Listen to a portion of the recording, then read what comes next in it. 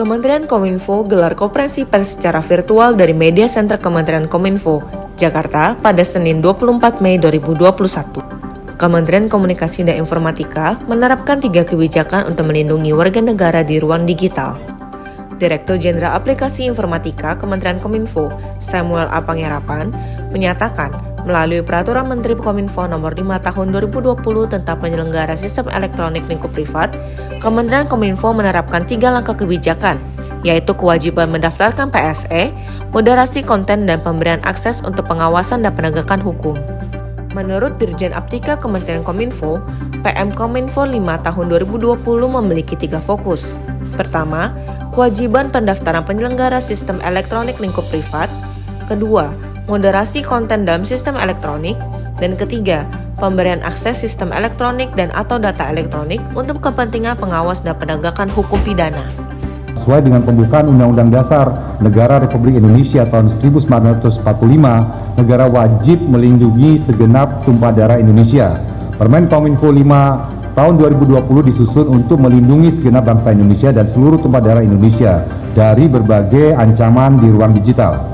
Pemerintah memiliki tugas untuk melakukan perlindungan atas data di ruang digital serta peredaran konten negatif seperti penyalahgunaan data pribadi, eksploitasi seksual pada anak hingga radikalisme teroris yang berbasis digital. Kewajiban pendaftaran PSE bagi seluruh PSE yang beroperasi di Indonesia telah diatur pada PM Kominfo 5 Tahun 2020. Pelaksanaan pendaftaran sesuai dengan amanat Pasal 6 Peraturan Pemerintah Nomor 71 Tahun 2019 tentang penyelenggaraan sistem dan transaksi elektronik.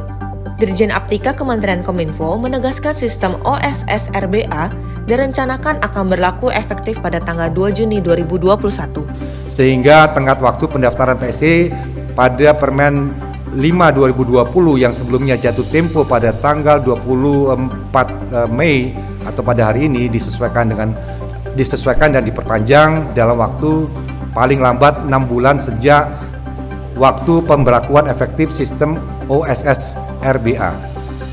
Menurut Dirjen Samuel, ketentuan perubahan tersebut diatur dalam Peraturan Menteri Komunikasi dan Informatika Nomor 10 Tahun 2021 tentang perubahan atas Peraturan Menteri Komunikasi dan Informatika Nomor 5 Tahun 2020. PSE privat yang tidak melakukan pendaftaran dapat diputus aksesnya. Penyusunan PM Kominfo 5 Tahun 2020, menurut Dirjen Aptika Kementerian Kominfo telah melalui proses konsultasi publik dan proses pembahasan selama lebih dari 8 bulan, sejak bulan Februari sampai November 2020. Oleh karena itu, menurut Dirjen Samuel, pelaksanaan PM Kominfo 5 Tahun 2020 akan dilakukan dengan menghormati perlindungan hak privasi, data pribadi, serta kebebasan berekspresi sesuai peraturan perundang-undangan yang berlaku dengan berkoordinasi bersama melalui kementerian atau lembaga terkait.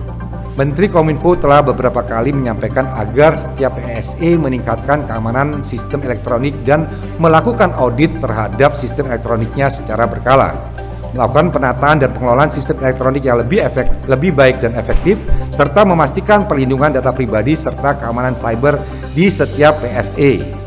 PSE juga diharapkan wajib meningkatkan keamanan, teknologi dan sumber daya yang memanfaatkan sistem elektronik yang dikelola.